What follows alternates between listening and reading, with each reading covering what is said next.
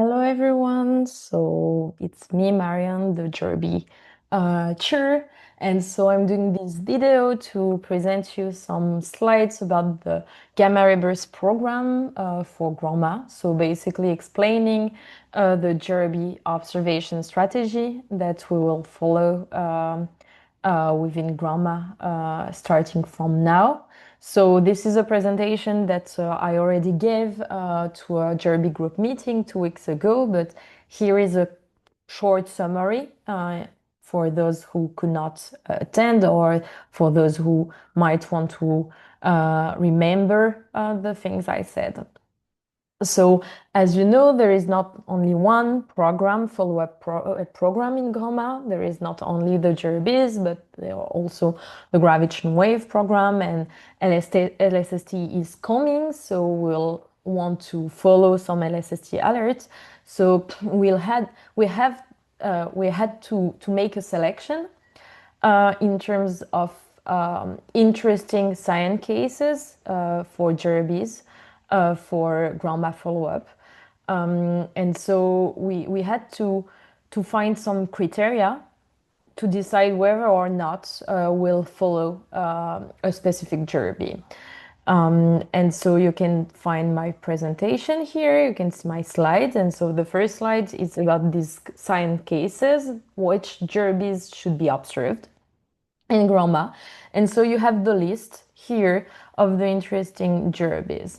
So each time you're a shifter and you have to look at the GCNs, you have to find, the keywords that will make you decide whether or not you will follow. And so the first class of GRBs that we want to follow are the very energetic prompt GRBs with a LAT counterpart. So if you see the LAT detection keyword in a GCN, this should, ring a bell, and you should say, maybe we should follow, okay?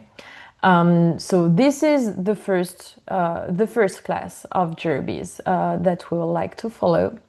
The second one is redshift related. So if the redshift is estimated and if it is below 1, so the low redshift GRBs, the nearby GRBs, we want to follow this class of GRBs. But we'll also want to follow the high redshift GRBs, so with a redshift which is above 4. So if you see that the redshift is estimated and that it passes one of both threshold, then you should follow this GRB. And finally, the last class of GRBs that we would like to follow are the short, well-localized one. So below 2 seconds for some GRB detector like Fermi, or below 3 seconds for Swift or Swarm eclairs, for example.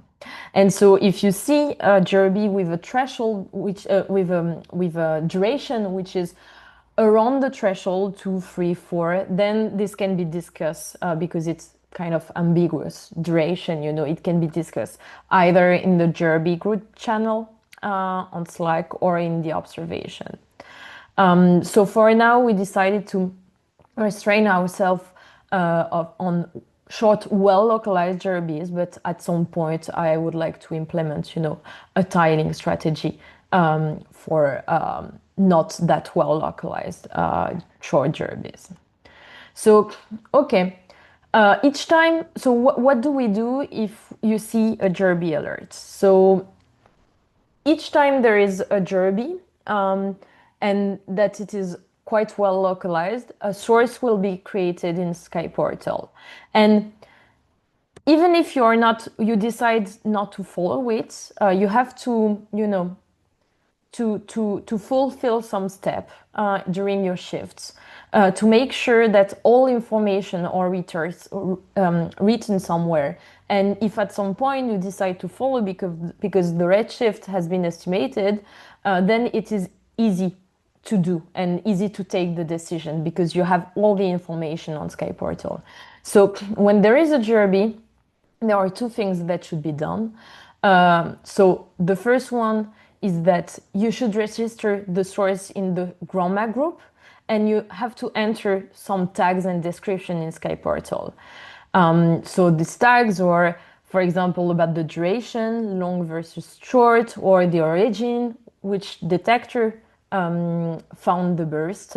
If there is a redshift information, you should put it, and if there are already some counterparts, X-ray, optical, you should add the information about the sky localization as well. And of course, you should write in the description in Sky Portal whether or not you will follow the burst and why, you know.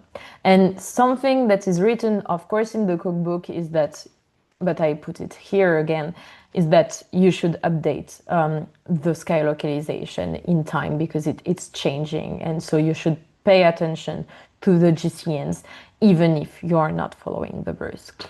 And so in the Slack channel of the observation, again, you should, you know, write, put the name of the GRB, and the reason of why you are not following it or you are following it, you know, just to keep track. And so just to show you what it looks like at the end, so on Sky Portal, here is the GRB for which there is no description. So here it's not good, it should have been done. And so one for which there is a description, it's this one, for example. You can see that the T0 is written. There is no redshift estimation. So there is not the redshift, but there is an aliases that has been created. So the short GRB name, you know. And so there is a description with the related GCNs to each information, you know. And we have put the GROMA group here on this source. Another example, for example, is here. This one, it occurred this week, and so it was the shift of Wagner and Sarah, I think. And so they did it very well. They put some tags, you know, no optical, no follow-up. And so they put a very short summary which is in which you can find all the interesting information. So this is very good, and it allows us to decide at some point if we want to follow or not. We have all the information in the same place. Okay, so imagine that we decide to follow at some point. What do we do? So the first thing that you should do is look at this link, you know, here. So I'm going to open it here because this is a wiki page that has been created by Sarah, and it is a very, very nice wiki page because it gives you all the interesting information if you have to follow a GRB. You have the list of all the telescopes within the GROMA network, divided in categories.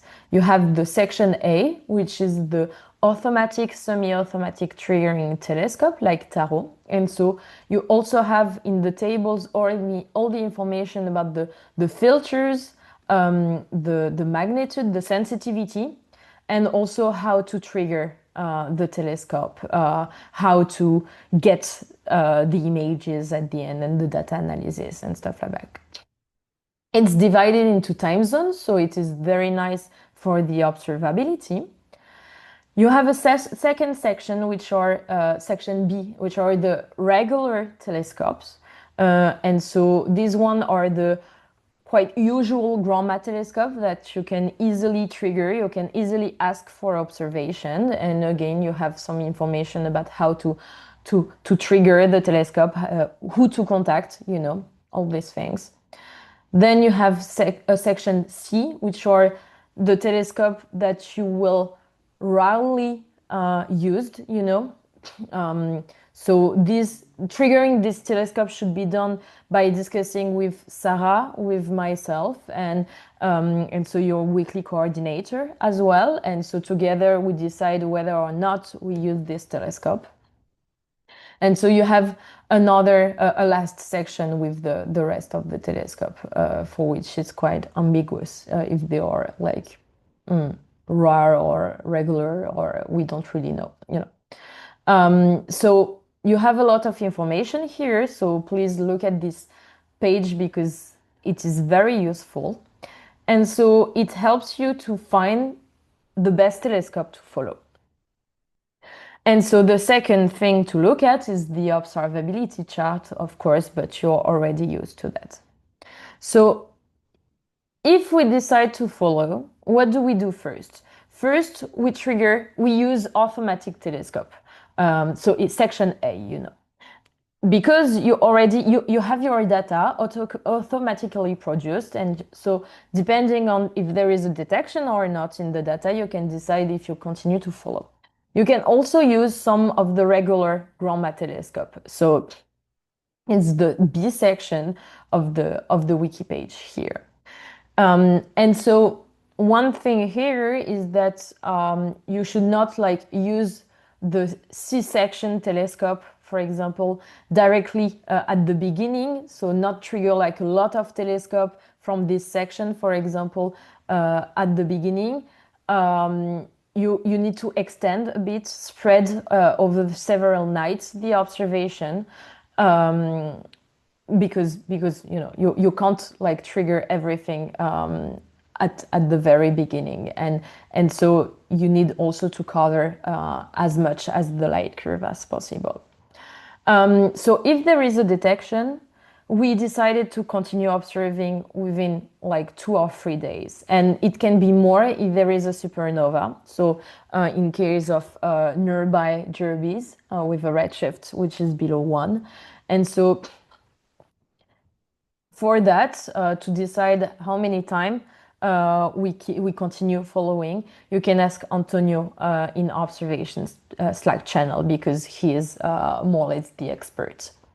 So if we decide if there is a detection and we continue to follow, you can trigger more telescope from the list. So for example, the C section, so telescope with specific contact. And this, as I said, needs to be validated with myself and Sarah and also the weekly coordinator. And so when do we decide to stop Grandma is that we decide to stop the observation when the afterglow is too faint for the network. So you have to look at the latest published magnitude. Or in any case, we decide to stop the observation after 3 days, except if there is a hint of supernova or kilonova or extended afterglow. So if there is no detection, no detection with an upper limit shallower than the previous detection, we decide to stop Grandma, except for short GRBs, because there is a possibility of kilonova, as I said. And so for this type of GRBs, the short one, we continue the observation at least for 2 days, even if there is not detection directly at the beginning, you know, because the peak of the kilonova in terms of brightness, it can be around 1 day for GRI bands, but also around 2 days for near infrared filters. So you need to continue a little bit the observation. And so if you are lost in terms of choices of filters and exposure time, look at Sarah's wiki page because you have this information, you have advices to choose which filter, which exposure, depending on the telescope. And so since your decision of following up or not, continue the follow-up or not, depends on previous images, on if there is a detection in the images or not. The images have to be analyzed by the astronomical groups as soon as possible. And so here we would like the measurement to be uploaded 1 day post request for the standard cases. Okay, so last but not least, the publication of the results. So what do we do? So if we have nice results, if we have some detections, some nice upper limits, and that we want to publish our results, first we introduce a new rule here is that we create the burst advocate role. So it is a shifter volunteering who will take care of the GRB data release. And so after that, so the burst advocate and Sarah and myself, we should discuss together about how we'll publish the results. And so one possibility, um, if we don't valorize our data in a paper, in a Grand Malid paper, for example, one possibility is that we create a Sky Portal public page and we link this public page in a GCN. And so in this case, I will provide a template of GCN in case of detection or non-detection.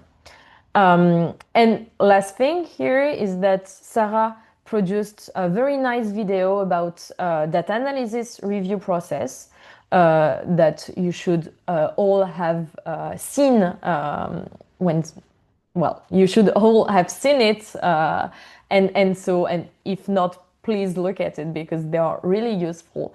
But so just to mention here that this process will be kept for result publication in papers, and we won't use this process for the release of our data in Sky Portal public page and GCN. Yep. Okay, so this is the summary. If you have question, please feel free to ping me on Slack or by email, ask me offline or during a GRB group meeting.